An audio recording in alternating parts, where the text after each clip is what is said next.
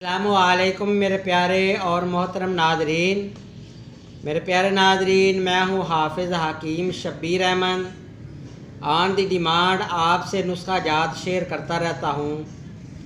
आज भी जो नुस्खा लेकर आया हूँ अल्हम्दुलिल्लाह किसी किस्म का कोई साइड इफ़ेक्ट मेरे नुस्खा जात में नहीं होता, ना कोई कुश्ता होता है ना धात होती हैं। चंद एक नुस्खे वो भी आप लोगों की डिमांड पर मैंने शेयर किए हैं कि जिसमें एक या दो कुश्तों का इस्तेमाल किया गया है। तो प्यारे नाज़रीन, आज का जो नुस्खा है ये मुलय्यन आसाबी गुदी नुस्खा है।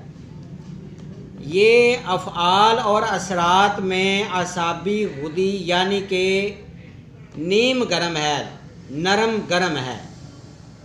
प्यारे नाज़रीन, बहुत ही सिंपल सा, बहुत ही आसान सा नुस्खा है।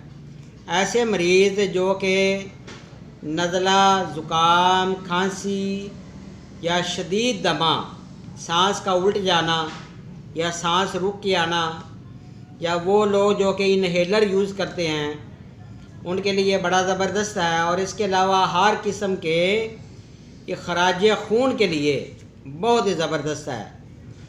सूरत अंजाल वाले मरीज़ भी इसको इस्तेमाल कर सकते हैं। आंतों की सोजिश और जिगर की वरम, आंतों के वरम सोजिश के लिए और जिगर के वरम के लिए बड़ा ज़बरदस्त है। तो प्यारे नाज़रीन, नुस्खा की तरफ चलते हैं। पहली रूटीन की तरह मैंने नुस्खा लिख कर रखा हुआ है।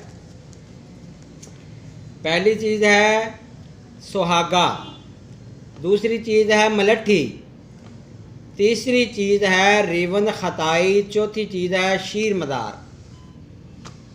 तो सुहागा को घर में आपने अच्छी तरह फुल कर लेना है, तैयार कर लेना है। जब सुहागा तैयार हो जाए 7 तोले आपने ये लेना है। मलट्ठी भी 7 तोला, रेवंद खताई 4 तोला, शीर मदार 1 तोला।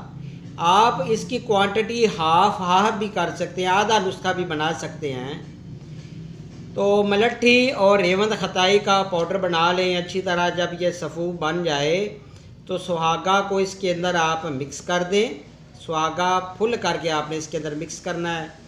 शीर मदार में फिर आप इसमें मिक्स करके शीर मदार को, ये अक का दूध होता है, तो आप इसको अच्छी तरह खर्ल करें। खर्ल करने के बाद इसकी खुराक निसफ़ माशा से 1 माशा तक दिन में 3 से 4 मरतबा इसको इस्तेमाल करें।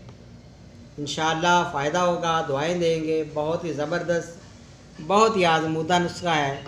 आपसे वही नुस्खे शेयर करता हूँ कि जिनके रिज़ल्ट भी 100% होते हैं। तो इंशाअल्लाह प्यारे नाज़रीन, बहुत जल्द नई वीडियो नई इल्म के साथ हाज़िर होऊंगा। अपना ख्याल रखिएगा। अल्लाह हाफ़िज़ मेरे प्यारे नाज़रीन।